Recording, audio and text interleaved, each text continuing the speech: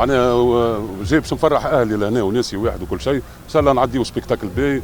نقول لهم نحبكم برشا وراني نتوحشكم. عندي مده على معناها على الحومه وعلى فيو التورني وفيو اللي ما عادش مستقر لهنا في تونس. دونك فوالا هذه فرصه باش نتقابل انا وياه. معناها اليوم اسمعني حتى كان نغني حاجه من القديم نلقى العباد حافظينها ما شاء الله. لي سوكسي جدد زاد كيف كيف.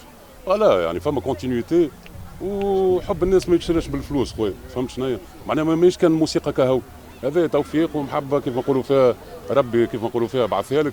تحاول توظفها في الباهي. معناها كي نشوف انا عائلات هكايا بيان سور يشرفني ونحاول انا معناها بقدر المستطاع اني نستحفظ عليه البيبليك هذاك ونزيد نكبر فيه واحترام ليه واحترام في نفسي زاده باش يكون معناها يكونوا لي تكست والكلمات يعني مختارين.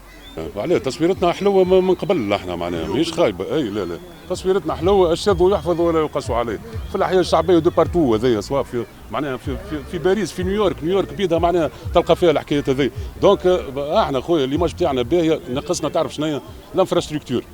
وشوف خويا عندنا كان لي تالون سواء في الفن سواء في السبور سواء في معناها في الفوت في السبور انديفيدويال. ما شاء الله الزون هذه كليكا اللي داير بصبغه السجومي كلهم دي تالون ناقصين كان تعتير لا اكثر لا اقل. معناها حضر عطيهم انت معناها بون تيران تو تشوف الريزولتا من بعد. خاطر اسمعني مبابي ما ولا مبابي كان بالانفراستركتور فهمت.